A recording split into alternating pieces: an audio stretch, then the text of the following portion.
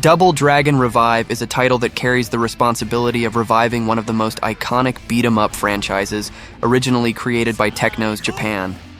Developed by Yuke's, a studio with experience in wrestling games, and published by Arc System Works, known for its excellent work in titles like Guilty Gear and Dragon Ball FighterZ, the game bet on giving the series a new look with modern 3D graphics and a story that takes place 15 years after a devastating nuclear war. In this post-apocalyptic universe, the Lee brothers seek to protect their dojo while confronting criminals in a scenario marked by inequality and chaos, a concept far removed from the classic urban atmosphere of the original games. Despite the interesting proposal of modernizing the franchise and bringing a more contemporary visual, the development of Double Dragon Revive was far from unanimous among veteran fans, or even among the developers who worked on the classic games. Koji Ogata, one of the animators of the classic 1987 arcade, was one of the most critical and public voices against the project, going so far as to say that no one from the original Technos team recognizes this new title as a true Double Dragon. He regrets that the new generation of developers seems not to have understood or respected the essence of the original game, pointing to aspects such as the lack of that strong punch and unique feel of the classic versions. This dissent reveals a clash of generations in the development team. The current Arc System Works and Yuke's team, accustomed to other fighting styles and modern game mechanics, tried to reinvent the series from a different perspective, which did not please former involved parties or fans, passionate about the games that defined the genre in the 80s and 90s. The criticism from some people is that the development seems to have been done without a deep understanding of what made the original game so striking, almost a soulless project, according to the veterans, who go so far as to call the release an ordinary modern game and even a test game for students. Despite these harsh criticisms, the Double Dragon Revive project carries interesting technical and artistic aspects. The soundtrack, for example, was commissioned from several renowned composers in the gaming universe, mixing electronic music with acoustic compositions, which shows an effort in the attempt to create a unique sound atmosphere for the remake. The narrative, focused on a world devastated by nuclear war, tries to bring an unprecedented dramatic quality to the series, moving away a little from the simplicity of previous stories, seeking to give a more adult and complex identity to the plot. From a personal point of view, it is understandable that developers who created something so long ago and that was so successful have a great emotional attachment to what they did. Therefore, the criticisms of Ogata and others may sound quite rude, but they also come from a genuine passion for the series. However, reinvention is part of video game development. Without it, franchises stagnate or disappear. Arc System Works' decision to bet on a 3D reinterpretation demonstrates an honest attempt to reach new audiences and adapt the series to current standards of graphical and gameplay demands, even if this comes at the cost of disappointing old fans. The conflict arises in the delicate balance between nostalgia and innovation. A game like Double Dragon has the advantage of legacy, but also the burden of very high expectations. For a new development, incorporating new elements can be essential, but the risk is losing the essence that made the original title so special. It is a kind of crossroads that many classic games face when trying to revive. Double Dragon Revive perfectly illustrates this conflict, where the zeal for the past is in direct confrontation with the desire for renewal and modernization. The development context of Double Dragon Revive becomes an important case study on what it means to revive a classic franchise. It shows that, even with good names involved in the production and interesting creative proposals, there is a significant risk that the result will not be accepted by everyone, especially those most attached to the game's original DNA. As a more personal opinion, I see this type of project as a double-edged sword. It can pave the way for a new generation to fall in love with the series, but at the cost of displeasing the most loyal fans and even the original creators themselves, who feel that the spirit of the game was lost along the way. Double Dragon Revive brings that classic beat-em-up vibe, but makes a point of putting modernity at the center of the gameplay without losing the essence of the original. The combat is vibrant, and despite the fast pace, it's the type that demands attention. There's a huge variety of moves, ranging from quick weak attacks to heavy hits, charged specials and even anti-air moves. Each character truly offers their own approach to fights.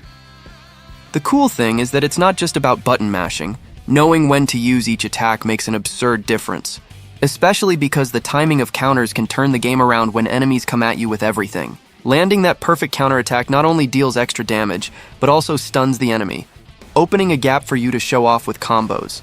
Another point that caught my attention is the weapon system and environmental objects. Grabbing a bat and beating people up is super fun, but Double Dragon Revive lets you go beyond. You can throw objects, play with physics, and even use specific parts of the scenery to set up traps and wreck an entire group of enemies at once. These interactions with the environment refresh the pace of the stage, bringing that improvisational flavor that's missing in many modern beat-em-ups. Speaking of movement, you can feel there was an attempt to polish and bring more depth, literally. The character goes up, down, explores the entire screen, but with a somewhat slippery touch that might feel strange at first. I think any fan of old games will notice this nostalgic detail, but in 3D it sounds different. Despite this, it was clear that the focus was to give freedom to escape from suffocating situations and seek better angles in combat. So getting used to this sliding brings its strategic benefit as well. The specials deserve a chapter of their own. They have their own bar. Fighting game style and releasing them at the right time is one of the most satisfying feelings of the gameplay. Also, if you throw the special in the air or on the ground, the visual effect and range change, so you can experiment a lot until you find the setup that best matches your style. All this makes fights more varied, makes the player think about special bar management, and avoids that panic button you see in other beat-em-ups. Another factor that couldn't be missing is the difficulty, and how it doesn't just throw hordes without criteria. The enemy AI tries to surround you, forcing you to always seek new positioning, and you get that feeling that only Double Dragon can deliver.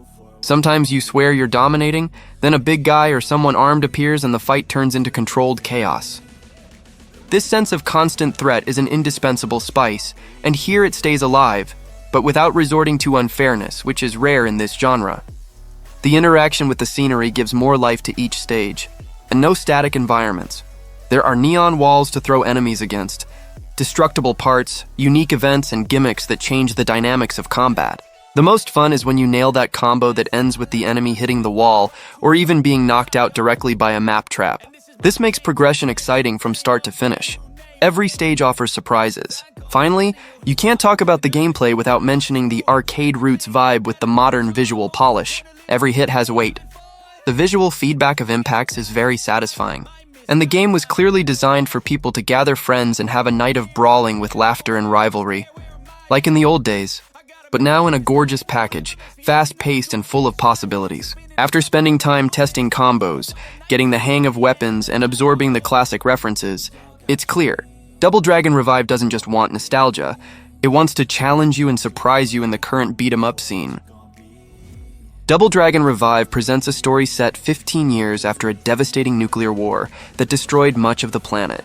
With the scenario now a ruined world, the few survivors managed to form scattered colonies in various regions, known not as nations, but as domains controlled by powerful groups.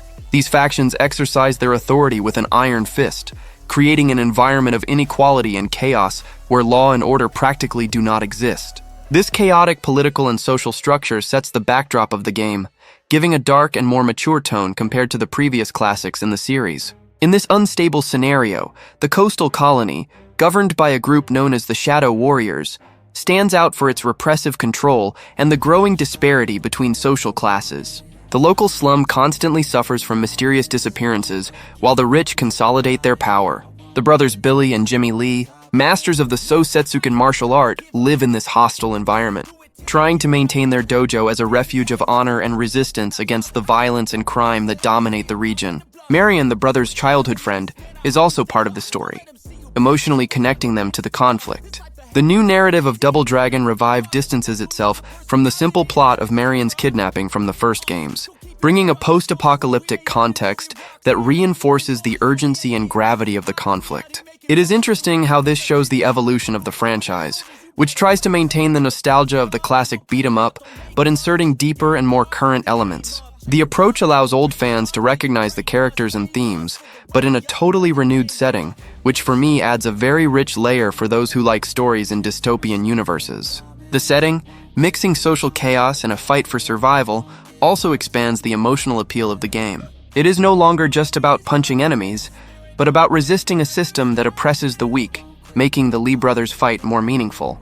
This seems to me like an invitation to reflect a little on inequality and resistance, something I normally don't expect from a beat-em-up, but which works very well if well explored. I'm curious to see if the game can properly balance this narrative with its classic gameplay. Another strong point that caught my attention in the story of Double Dragon Revive is the presence and continuous role of the brothers Billy and Jimmy Lee as protagonists, maintaining the tradition of the series. They continue as masters of Sosetsuken, and even in the midst of a destroyed world, they maintain their principles and the mission to protect their dojo and their community. Marion's presence also reinforces the emotional bond that permeates the series and serves as motivation for the characters, maintaining a human aspect that goes beyond brawling. The remodeling of the story did not please everyone, especially some developers who worked on the original games, who criticized the new approach of Arc System Works and Ukes, claiming that it does not completely identify with the essence of the classic Double Dragon. I see this as a common reflection in old franchises that gain reboots or modern reinterpretations. There is always the challenge of balancing respect for the past and innovation. My opinion is that, while respect for the origin is fundamental, reinvention can also be positive to keep the series alive and relevant with new generations. Personally, the story of Double Dragon Revive excites me for its attempt to revitalize such an iconic franchise, inserting a layer of social and dramatic complexity into the context of the post-war devastated world. This more mature narrative with current themes adds value, giving more weight to the Lee brothers' struggle in a cruel and unequal environment. Despite the criticism, I believe that this new story can open doors to deeper experiences within the beat-em-up genre, and I hope that the game also maintains the fun gameplay and the frantic spirit that marked the Double Dragon name as a legend of the 80s. Double Dragon Revive presents a graphic update that seeks to modernize the classic franchise without losing the essence of what made it so beloved. The characters, all renewed in 3D models, maintain a style that pays homage to the golden age of arcades, but with a more stylized and elegant visual touch. This design choice is one of the game's great strengths, as it manages to revive nostalgia while offering a refreshing visual for contemporary players. It is interesting to note that this graphic renewal goes beyond the surface, bringing more fluid and expressive animations that enhance every punch and movement of the characters, something that makes the gameplay more engaging and visually pleasing. Another striking aspect of Double Dragon Revive's graphics is the detailing and interaction with the scenarios. The environments were carefully constructed with many dynamic elements, such as flying birds, bottles, and meticulously positioned objects that can be used in combat. This visual integration with the gameplay creates a more immersive and strategic feeling, not only reinforcing the visual appeal, but also allowing the player to explore the scenario in creative ways. This attention to detail makes clear the developer's intention to marry the modern visual with functionality in the gameplay, something that few contemporary beat-em-ups manage to do with such competence. I felt that the graphics managed to balance the nostalgic aspect and modern visuals very well, which is essential for a reboot of a franchise as old as Double Dragon. The option for stylized 3D graphics, instead of direct pixel art, may push away some purists, but I believe that this choice broadens the appeal and visual identity, giving more life and personality to the characters and enemies. The feeling I have is that the graphics were not just updated to look beautiful, but rather to support the entire dynamic of the game, with better visual effects that accentuate the impact of the blows and the accelerated rhythm of the fights. Another point that caught my attention were the visual effects during combat. The use of the camera, vibrant colors, and sounds synchronized with the blows makes every attack, whether simple or special, more satisfying. The visual variety between common blows and special combos is clear, highlighting the gravity of the actions on screen. This care with the graphic differentiation of the attacks enriches the gaming experience, making the player feel a visual progression as they master different techniques, something I believe is a great differential compared to what the classics of the time offered. Visually, the fluidity of the animations is another aspect that deserves to be highlighted. While the classics had more limited and repetitive animations, Double Dragon Revive bets on more detailed movements, with smooth transitions and combats that seem more linked and natural. This not only benefits the aesthetic, but also improves the visual response to the player, facilitating immersion and making the execution of combos more pleasant to watch on screen. It was a wise choice that modernizes the experience without losing the identity of the classic beat-em-up style. Although the graphics are very well worked, the issue of the visual balance of the scenarios and characters still generates some expectation. The demo and available information indicate that the scenario, besides being beautiful and detailed, is functional and enriched by interactive elements that strategically benefit the player. This sounds to me like an interesting contrast between modern visual quality and the elegant simplicity of classic side-scrolling, generating a graphic experience that has everything to please both old fans and new players looking for something visually appealing, but that respects the integrity of the franchise. In my opinion, Arc System Works achieved a graphic work with Double Dragon Revive that goes beyond appearances. The visual construction of the game respects the roots of the series, but is not afraid to innovate in the technical aspect to present a vibrant and dynamic experience. The consistency in the artistic style also helps to maintain the feeling of playing a title that honors the legacy of the franchise without appearing dated. For those who value fighting games and beat-em-ups with visual charm and personality, Double Dragon Revive should deliver a solid and passionate graphic experience, which makes it worthwhile to revisit the Lee brothers in a new generation. Double Dragon Revive is a game that surprised me a lot with its technical performance, especially considering the franchise's history. The first thing that caught my attention was the fluidity with which the game runs, even in the most chaotic parts of the fights. Those where the scenario is full of enemies and visual effects happening at the same time. It is notable how the graphics engine manages to maintain a stable frame rate, with smooth animations and extremely fast responses to commands. This for me makes all the difference in a beat-em-up, because if there's one thing that kills the pleasure of this genre, it's input lag or frame drop. In this sense, Revive demonstrates enormous respect for the classic rhythm of the arcades, but adapted to modern performance standards. On PlayStation 5 and Xbox Series X, the game proves to be impeccable at 60 FPS, with very rare drops, and I tested it in crowded phases, with explosions, weapons, and multiple layers of scenery.